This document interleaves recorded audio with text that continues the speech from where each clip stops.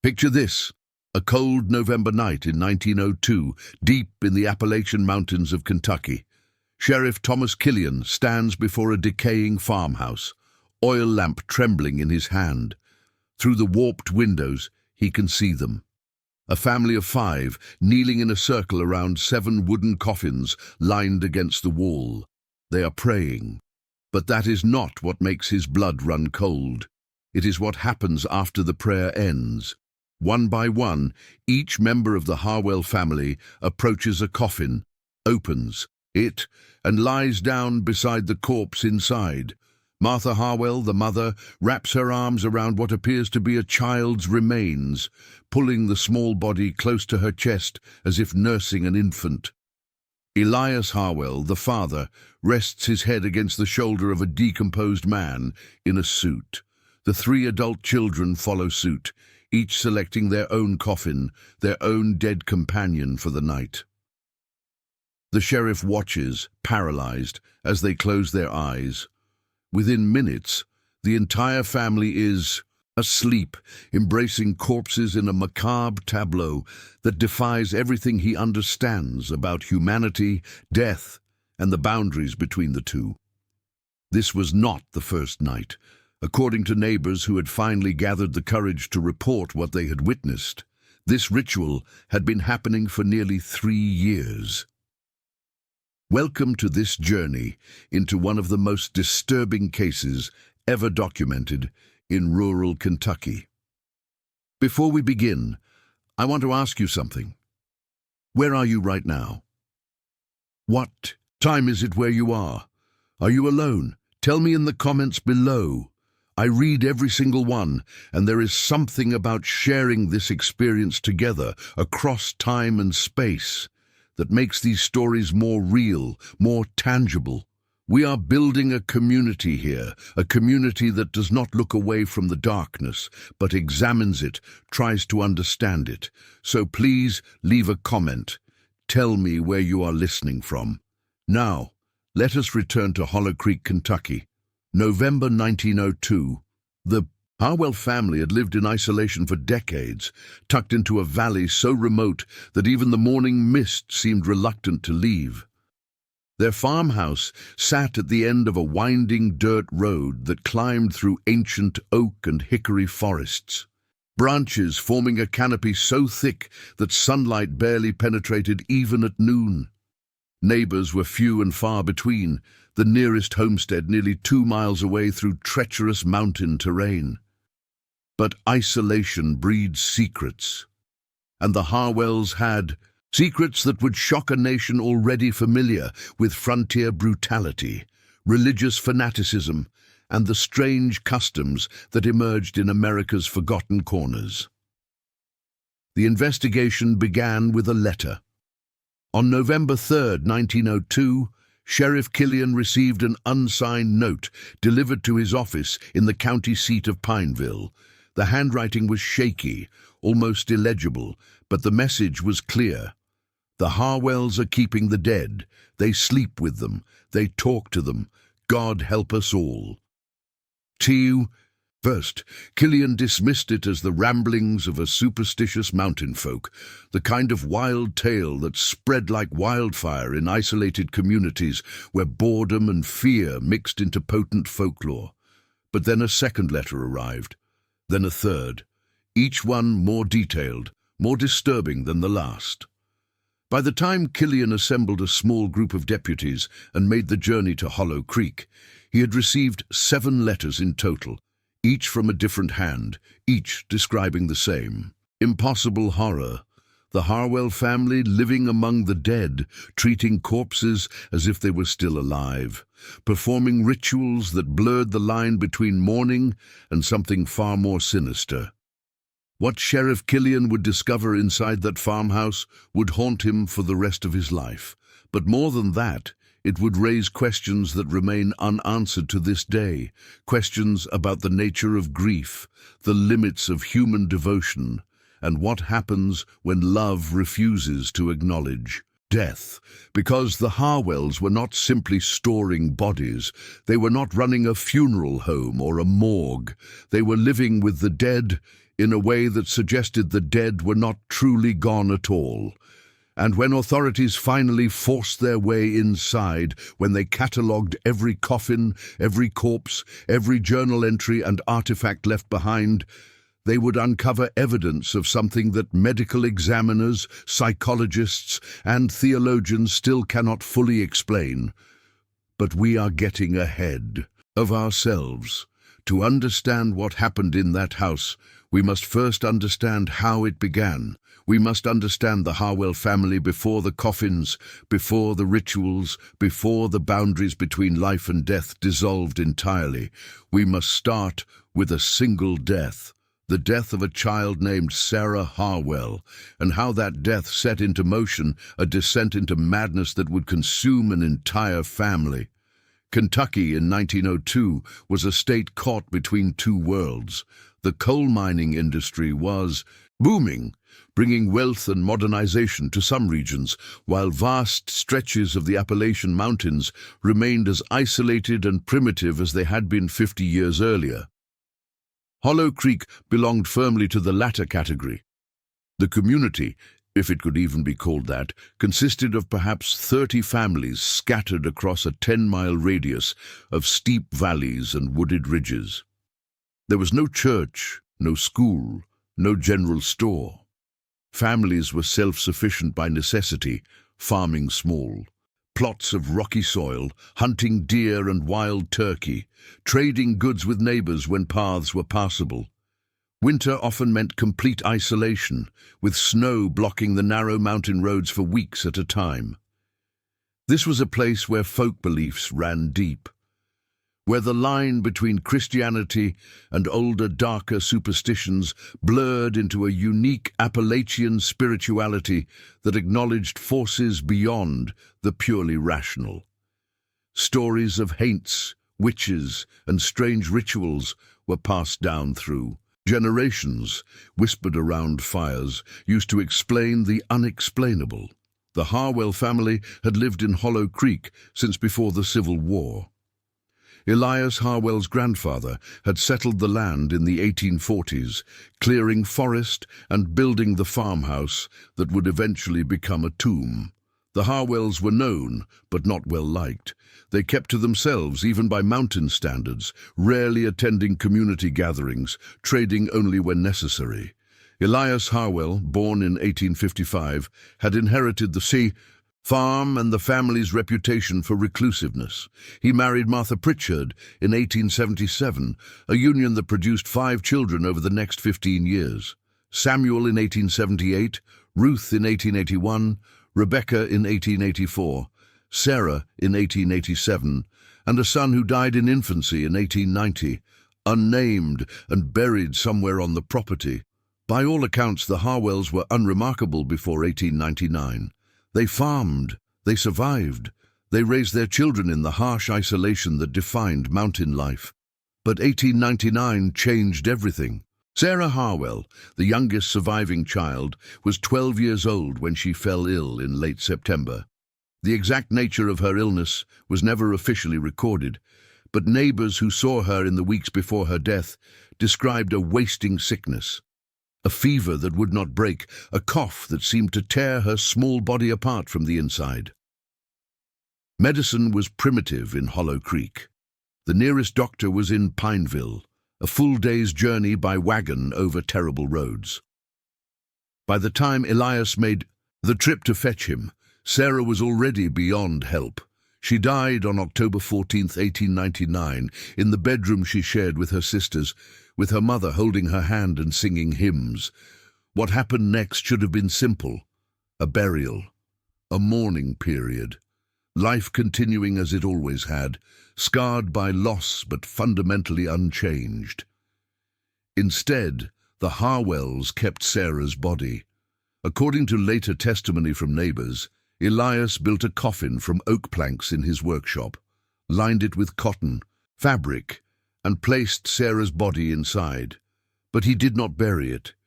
He brought the coffin into the house, into the main room, and positioned it against the wall.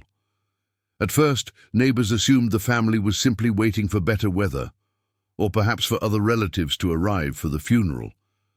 Mountain funerals were sometimes delayed by practical concerns. But weeks passed, then months, and Sarah's coffin remained in the house.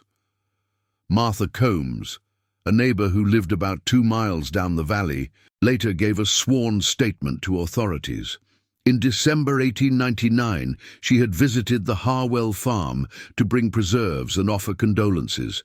What she saw disturbed her deeply. The coffin was open, she testified. Sarah's body was still inside, but it looked different, dried out somehow. The smell was not as bad as I expected. Martha Harwell was sitting beside the coffin, reading from the Bible. She looked up at me and smiled, and she said, "Sarah is resting. She will wake when the Lord calls her." I did not know what to say. I left the preserves and I left that house, and I did not go back. Other neighbors reported similar experiences. The Harwell family had not gone insane in any obvious way. They still farmed. They still appeared at rare community gatherings, though less frequently. But they spoke of Sarah in the present tense. They referred to her as if she were still alive, merely sleeping, merely resting in her room.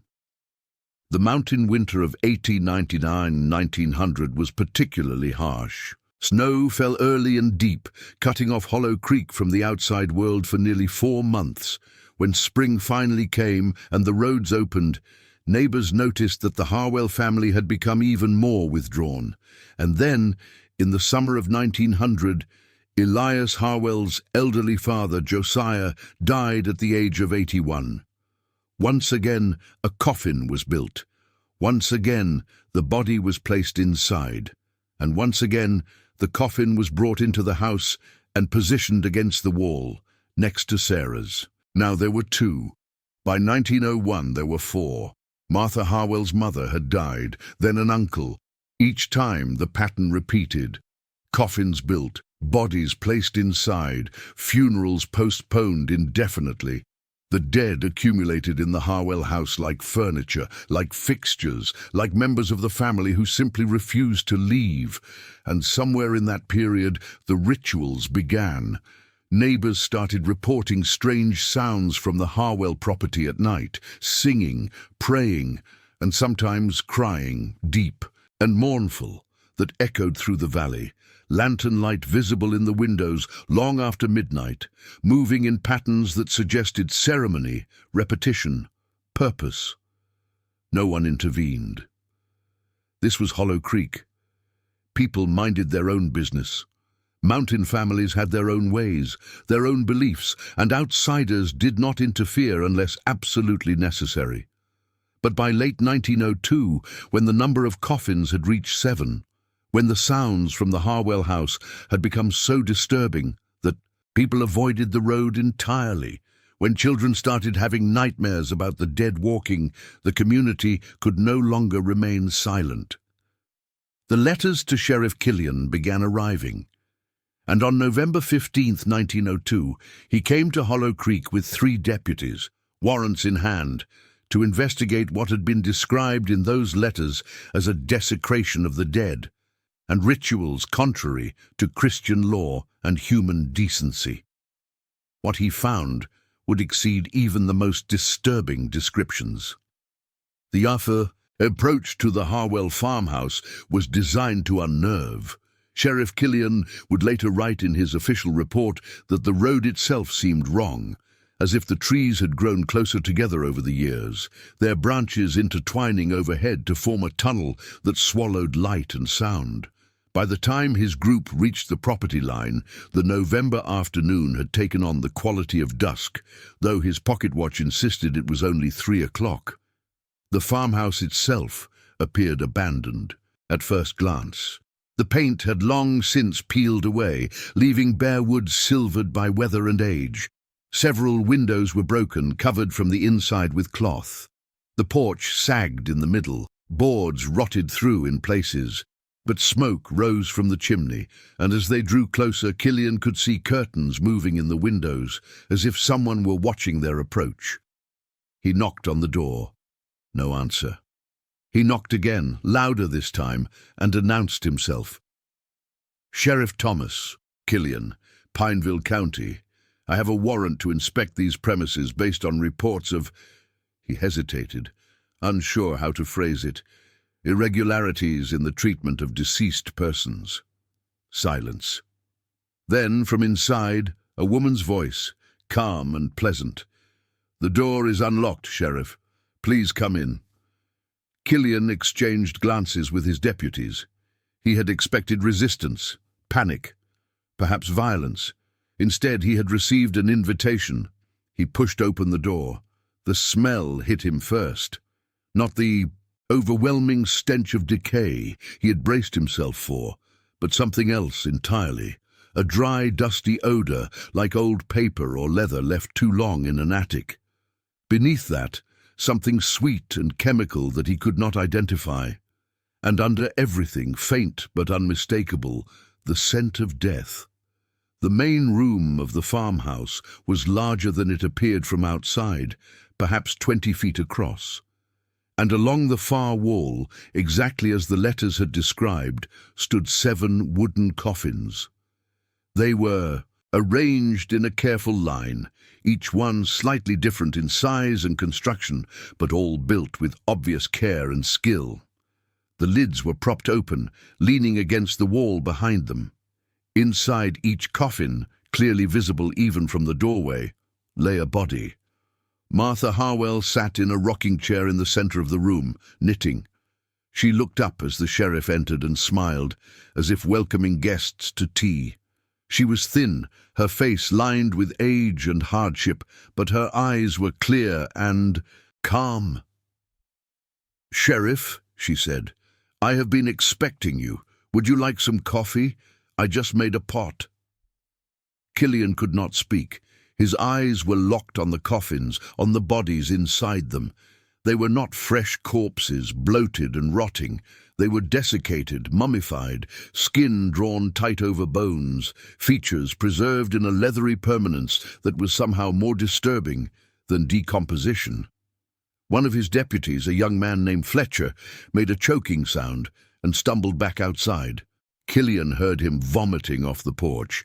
"Mrs. Harwell," Killian finally managed, "what is this?" "This is my family, Sheriff," Martha replied, her knitting needles never stopping their rhythmic clicking. "Would you like me to introduce you?" She stood, setting her knitting aside, and walked to the first coffin. "This is Sarah, my youngest daughter. She passed in 1899, but she is still with us, you see. She is sleeping, waiting for the resurrection." Martha reached down and gently stroked the mummified face with tenderness that made Killian's skin crawl. "She looks peaceful, does she not?" She moved to the next coffin. "This is Josiah, my husband's father, a good man. He built this house with his own hands. And this is my mother, Eleanor, and my uncle Thomas, and—" "Mrs. Harwell," Killian interrupted, his voice harsher than he intended. "These people are dead. They need to be buried. This is not natural." Martha's expression did not change. "What is natural, Sheriff? To put them in the cold ground, to leave them alone in the darkness. They are family. We do not abandon family." At that moment, the back door opened and Elias Harwell entered, carrying firewood. He was a tall man, gaunt, with hollow eyes that seemed to look through rather than at you. He showed no surprise at finding lawmen in his home. "Sheriff," he said, nodding. He stacked the wood by the fireplace, methodical and calm. "I assume you are here about our loved ones."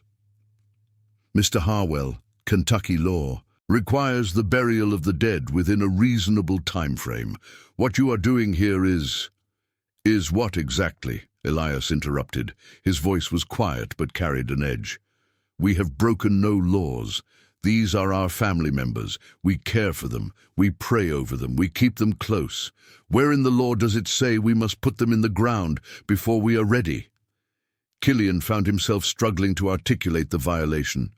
There were laws about public health, about the handling of human remains, But this was a private residence, isolated from neighbors, and the bodies themselves showed no signs of recent death or active decomposition.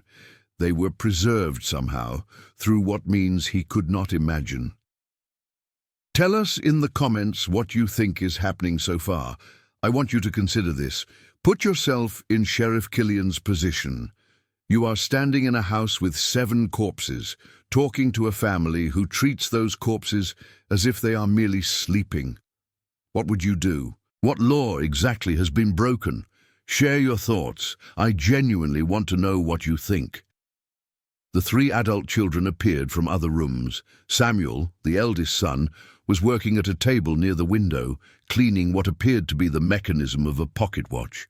Ruth was embroidering by lamplight. Rebecca was reading a book.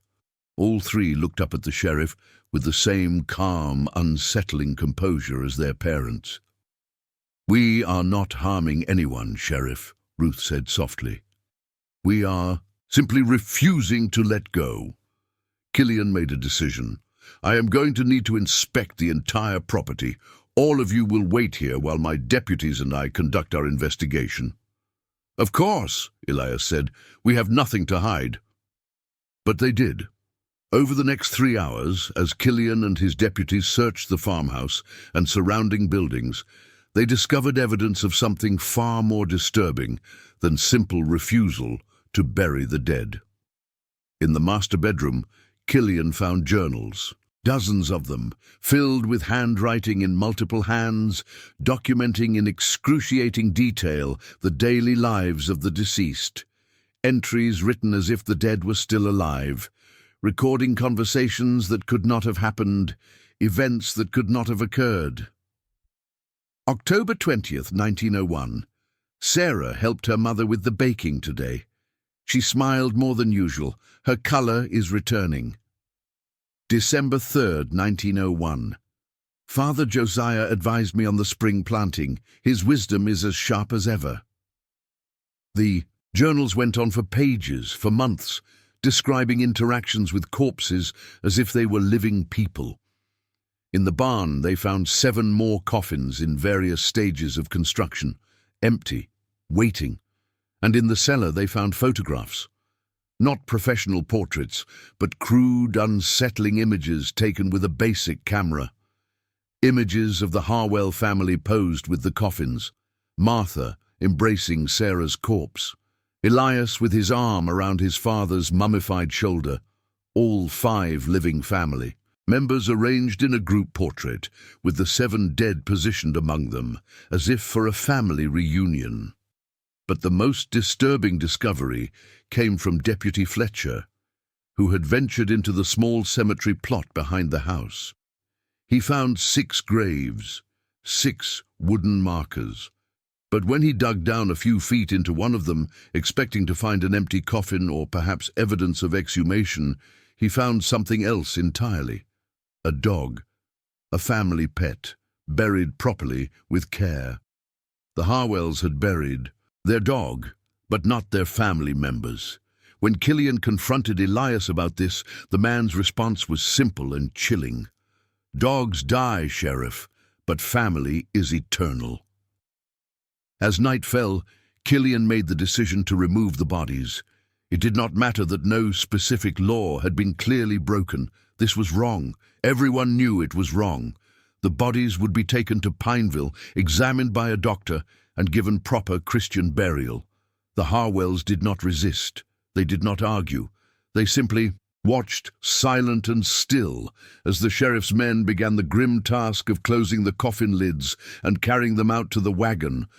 But as the first coffin, Sarah's, was lifted, Martha Harwell let out a sound that Fletcher would describe in his later testimony as not quite human, like an animal caught in a trap. And Elias spoke words that would echo in Killian's mind for years. "You do not understand what you are doing, Sheriff. You are separating us, and that is a cruelty far worse than death." Dr. Harrison Webb had been the county medical examiner for 15 years. He had seen death in many forms: accidents, murders, suicides, diseases that ravaged the body in ways that defied dignity. But nothing had prepared him for the 7 bodies delivered to his examination room on the night of November 15th, 1902. His official report, preserved in the county archives, reads like a medical text attempting to describe the impossible. Subject 1. Female child, approximately 12 years of age at time of death. Estimated post-mortem interval 3 years. The body displays advanced natural mummification, likely due to environmental factors including low humidity and consistent air circulation. Skin has retracted and hardened, giving the appearance of leather. Facial features are preserved but distorted. Internal organs have desiccated. Of particular note, the body shows evidence of having been regularly moved and handled post-mortem. Fibers from cloth and fabric found in hair and clothing suggest the body was repeatedly dressed and undressed. Staining patterns on the skin indicate prolonged contact with human hands, particularly around the arms and torso. No evidence of embalming fluids or chemical preservation techniques. Dr. Webb examined all 7 bodies over 3 days. His findings were consistent: natural mummification, extensive post-mortem handling, evidence of what he clinically termed sustained physical interaction with the deceased. But it was his private notes, discovered years later when his estate was settled, that revealed his true reaction. I have never felt such wrongness examining a body. These corpses were treated as if alive. Positioned, moved, embraced. The wear patterns on the skin, the displacement of limbs, the evidence of repeated, prolonged contact. It speaks to interactions that should not occur between the living and the dead. I can document the physical evidence, but I cannot explain the psychology behind it. What manner of grief, what depth of delusion would drive a family to this? The bodies were buried in a mass grave in the Pineville Cemetery on November 20th, 1902. A minister from the Methodist Church performed a brief service. None of the Harwell family attended. While Dr. Webb examined the bodies, Sheriff Killian spent those same 3 days reading the journals. What emerged was a narrative of gradual descent, a family's collective grip on reality, loosening page by page, entry by entry, until the boundary between life and death had dissolved entirely. The earliest entries, from October 1899, were conventional grief. Sarah is gone. The house feels empty. Martha cannot stop crying. I do not know how to comfort her. But within weeks, the tone shifted. Martha says she heard Sarah singing last night. I told her it was the wind, but I heard it too, clear as day, the same lullaby Martha used to sing to her. By December, Sarah's body is changing, drying out. Martha says it is a miracle that the Lord is preserving her. I'm beginning to believe it myself. There is something peaceful about her face, something that suggests she is merely sleeping, waiting. January 1900. We have begun reading to Sarah every evening, the Bible mostly, poetry sometimes. She seems to like when we read aloud. I know how that sounds, but there is a presence in the room when we do it, a warmth, a sense that she is listening. The entries grew more elaborate as more bodies were added. Conversations were recorded, advice sought and received from the dead. Elias wrote of asking his father's opinion on farming decisions and receiving answers through dreams, through intuition, through signs he interpreted as communication. But it was Martha's journal that revealed the full extent of their delusion, or their truth, depending on how one chose to interpret it. February 12th, 1901. I held Sarah tonight. Really held her, the way I used to when she was small and frightened by storms. She fit perfectly in my arms. Her body is light now, almost hollow, but I could feel her spirit pressing close. She told me she was not afraid. She told me death is not an ending but a doorway, and she is standing in that doorway, 1 foot in each world, waiting for us to cross over together. April 4th, 1901. The children sleep beside their grandparents now. Samuel with Father Josiah, Ruth with my mother, Rebecca with Sarah. It brings them comfort. It brings all of us comfort. We are not a divided family. We are whole, the living and the dead together, as God intended. September 9th, 1901. Tonight we all laid down with our loved ones. Elias with his father, me with Sarah, the children with theirs. We closed our eyes and prayed together, the living and the dead. One prayer, one voice, and for the first time since Sarah left us, I felt complete. We were a family again, truly a family. The final entry, dated November 14th, 1902, one day before the sheriff arrived. They will come for us soon. The neighbors do not understand. They think we are mad, but we have found something they have not. We have found a way to refuse death separation. Let them come. Let them take the bodies if they must. They cannot take the bonds we have forged. Love is stronger than the grave. Samuel, Ruth, and Rebecca were interviewed separately by county officials. Their testimonies, remarkably consistent, painted a picture of a family belief system that had evolved into something resembling a private religion. Samuel, aged 24, spoke in calm, measured tones. People die. Everyone knows this. But why must that mean they leave us? The body remains. The essence remains. We chose to honor that, to keep our family together. Is that so terrible? Would you cast your mother into the cold earth and walk away? Or would you keep her close, speak to her, remember her not as dead but as changed? Ruth, aged 21, was more emotional. Sarah was my little sister. I used to braid her hair. I used to tell her stories before bed. When she died, I thought that part of my life was over, but Mother showed me that it did not have to be. I could still braid her hair, I could still tell her stories, and in those moments she was alive again. Not in body, but in the connection between us. Is that madness, or is that love refusing to surrender? Rebecca, age 18, offered perhaps the most disturbing testimony. I sleep better now than I did before. When I lie beside Sarah, with my arm over her, I dream of her alive. I dream of all of us, together, whole and happy. And when I wake, the dream does not end. She is still there. Different, yes. Changed, yes. But there. With me. With us.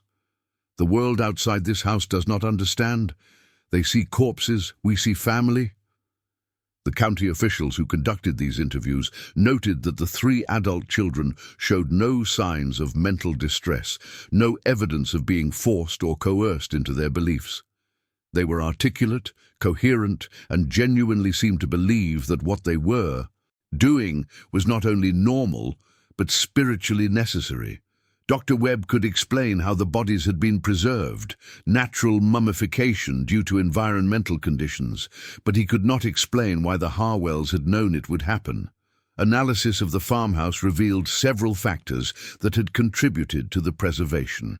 The house was unusually dry due to constant fires in the winter and good ventilation in the summer.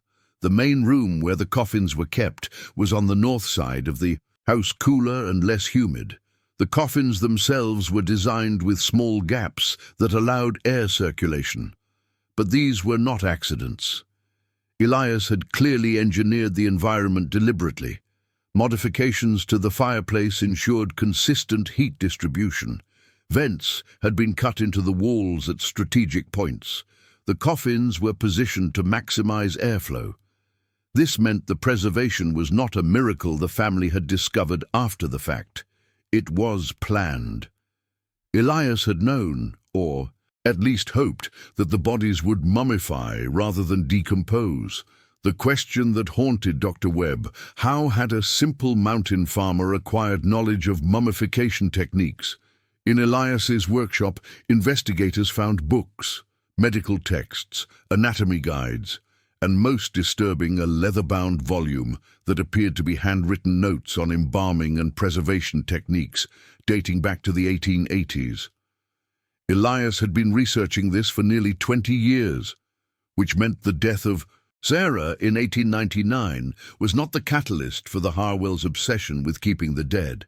It was simply the opportunity they had been waiting for. One question remained unanswered. Had the adult children chosen this life, or had they been conditioned into it since childhood? Samuel was 6 years old when his infant brother died in 1890. Ruth was 9, Rebecca was 6. That child, unnamed, was buried normally, but the death had clearly affected the family deeply. Neighbors recalled that after 1890, the Harwell children rarely played with other children. They became increasingly isolated, spending all their time on the family farm. They were not sent to school, though education was available in the area. They were not allowed to attend community gatherings. One elderly neighbor, Abigail Morse, gave a statement that suggested something darker. "I saw those children after the baby died.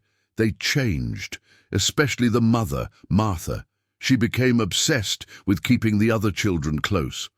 I saw her tie Rebecca to a porch post once, a rope around the child's waist, like you would a dog. When I asked why, Martha said, 'I cannot lose another one. I cannot let them wander away from me.'" Had the children been brainwashed from a young age, conditioned to see death and preservation as normal, even desirable? Or had they genuinely come to their beliefs independently, finding comfort in their family's unique approach to mortality? The records offer no clear answer, but the fact that all 3 adult children maintained their beliefs even after the bodies were removed, even after being separated from their parents and interviewed individually, suggests something deeper than simple coercion. They truly believed, and perhaps that is the most disturbing revelation of all. The story of the Harwell family should have ended in November 1902, with the burial of the 7 bodies and the dispersal of the family members. But like all truly disturbing tales, it refused to die. The Harwells were not charged with any crime. Kentucky law in 1902 did not specifically criminalize keeping deceased family members in one's home, provided there was no evidence of foul play in the deaths themselves. Medical examination confirmed that all 7 individuals had died of natural causes: illness, old age, natural deterioration. Elias and Martha were ordered to undergo psychiatric evaluation. Dr. Leonard Ashford, a physician from Louisville who specialized in disorders of the mind, spent 3 days interviewing them in January 1903. His report, filed with the county, concluded, "Mr. and Mrs. Harwell suffer from a shared delusional disorder characterized by an inability to accept the finality of death. This condition, sometimes termed folie à deux, has extended to include their adult children, creating a family system built upon mutual reinforcement of false beliefs. However, they pose no danger to themselves or others. They are functional, coherent, and capable of managing their own affairs. I recommend monitoring, but not institutionalization." They were released back to their farm in February 1903, but Hollow Creek had changed. Word of the Coffin family had spread beyond the mountain community. Newspapers in Louisville, Lexington, and even Cincinnati ran stories about the bizarre case. Journalists made the trek to Hollow Creek, though the Harwells refused all interviews.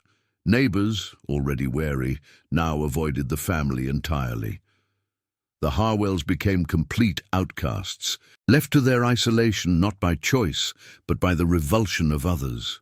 In the summer of 1903, the farmhouse burned. The official report attributed it to an accident, a lantern knocked over perhaps, or a spark from the fireplace. But the fire destroyed the house completely, and with it all the journals, photographs, and personal artifacts that might have offered deeper insight into the family's psychology. Elias, Martha, and their 3 children survived. They built a small cabin on the same property and continued living there, but differently now. Neighbors reported that they no longer heard singing at night, no more lanterns moving in strange patterns. The family had retreated entirely into silence. Samuel left in 1905, moving to Lexington where he worked as a carpenter. He never married.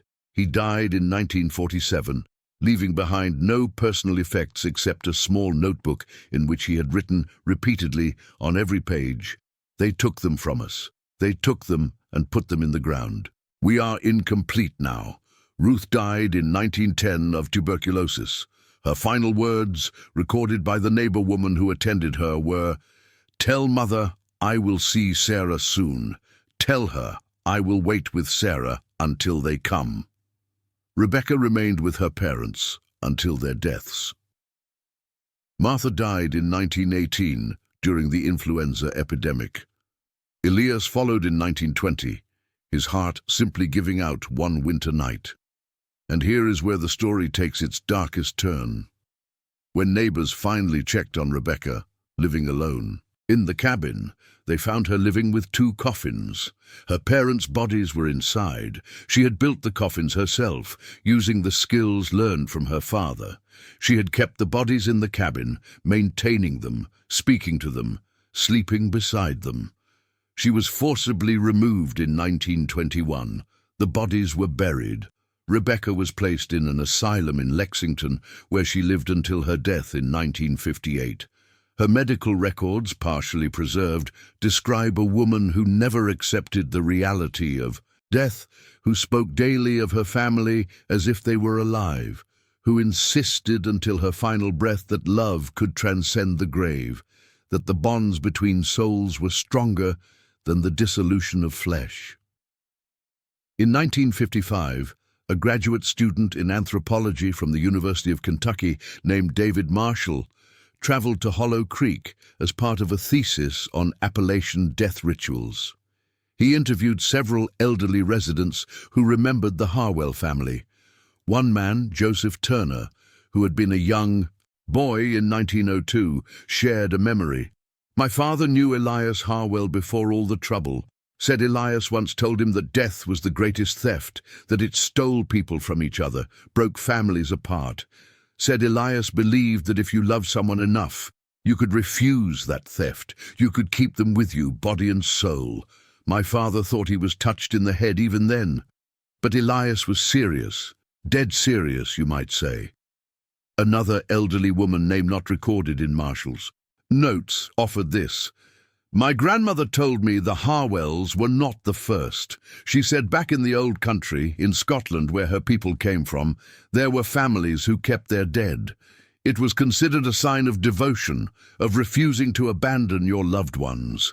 Maybe the Harwells brought that old belief with them, kept it alive when everyone else forgot. Maybe what we saw as madness was just an old tradition that did not belong in a new world." Marshall's thesis was never completed. He disappeared during a research trip to eastern Kentucky in 1956. His notes on the Harwell case were discovered in his abandoned apartment, incomplete and fragmentary.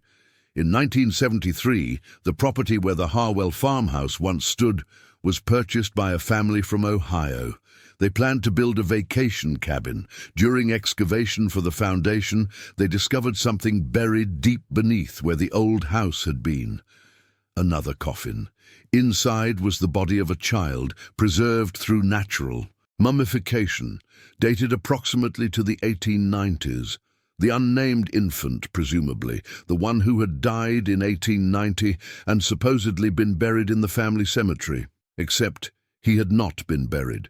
He had been kept in the house all along, perhaps in the cellar, hidden away, a secret even from the neighbors, a first experiment in refusing to let death take what it wanted. The discovery made local news but was quickly forgotten. The body was buried. The vacation cabin was completed. The family who built it reported no unusual activity, though they sold the property in 1975, citing an uncomfortable feeling that they could not quite articulate. The land remains privately owned. Hollow Creek itself is now more accessible, connected to modern roads. Though the population has declined to fewer than a dozen families, the old ways, the old beliefs, have faded into history. But sometimes, on quiet November nights, some locals claim you can still hear singing drifting up from the valley where the Harwell farm once stood, hymns in multiple voices, living and dead intertwined, refusing to let silence have the final word. So what happened in Hollow Creek, Kentucky in 1902? What drove the Harwell family to sleep beside coffins, to treat corpses as living family members, to refuse the fundamental human practice of burial? The historical record offers facts but no definitive answers. We know what they did. We have the medical reports, the journals, the testimony. But understanding why requires us to venture into darker territory, where psychology, spirituality, and perhaps something beyond both intersect. Theory 1. Shared delusional disorder. This is the official medical diagnosis. A family that experienced trauma, the death of an infant in 1890, followed by other losses, developed a collective delusion as a coping mechanism. The parents, unable to process grief, created an alternate reality where death was not final. The children, raised in this belief system, internalized it completely. The preservation of the bodies was not supernatural, but simply environmental luck that reinforced their delusion. In this interpretation, the Harwells were mentally ill, tragic but ultimately explicable through modern psychiatry. Theory 2. An ancient practice surviving. Some folklorists and anthropologists have suggested that the Harwells were practicing a form of ancestor worship or death ritual that predates Christianity, brought to Appalachia by Scottish or Irish immigrants, and maintained in secret for generations. Keeping the dead close, treating them as still present in the family structure, was once common in certain cultures. Perhaps the Harwells were the last practitioners of this forgotten tradition, not insane, but simply out of step with modern sensibilities. In this interpretation, what we call madness was actually deep cultural memory, a ritual of devotion that the modern world had learned to fear. Theory 3. Something more. And then there are the accounts that cannot be easily dismissed. The singing that multiple neighbors reported hearing, the sense of presence that even skeptical investigators felt in that house. Rebecca Harwell's insistence, until her death in 1958, that she could communicate with her deceased family members. Could there be something beyond delusion at work, a genuine connection between living and dead that the Harwell family discovered or accessed? A doorway that most people do not even know exists. This theory requires accepting the possibility that our understanding of death is incomplete, that consciousness might persist in ways we do not yet understand, that the Harwells were not delusional but perceptive in ways that we are not. I want to hear from you. What do you think happened in that house? Was it mental illness, cultural tradition, or something we cannot fully explain? Leave your theory in the comments. Do not hold back. This is a community that explores the darkness together, that does not shy away from uncomfortable questions. To this day, no one knows the truth. The Harwell family took their secrets to the grave, though perhaps that is not quite accurate, given their beliefs. Perhaps they took their secrets to a place between, where the living and dead might still touch, might still communicate, might still refuse to be separated. What we do know is this: love, in its most extreme form, can become indistinguishable from madness. Devotion, taken to its limits, can cross lines that most of us would never approach. And grief, when it finds no outlet, no acceptance, no peace, can transform into something that challenges every assumption we have about life, death, and the boundaries between. The Harwell family slept embracing coffins because to them, those coffins did not contain the dead. They contained family. And family, in their worldview, was eternal. Whether that makes them insane, visionary, or something else entirely is a question each of us must answer for. ourselves. Before we end, I want to thank you for joining me on this journey into one of Kentucky's most disturbing historical cases. If this story affected you, if it made you think, if it unsettled you in ways you cannot quite articulate, then it has done its job. These stories matter because they remind us that the human experience is far stranger, far darker, and far more mysterious than we usually allow ourselves to believe. Please subscribe to our haunted community if you have not already. Click the bell icon so you never miss an episode. Share this video with someone who appreciates true darkness, who is not afraid to look into the abyss and ask questions that have no easy answers. And most importantly, leave a comment. Tell me what you think.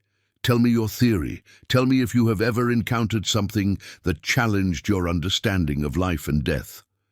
This community thrives on conversation, on shared exploration of the unknown.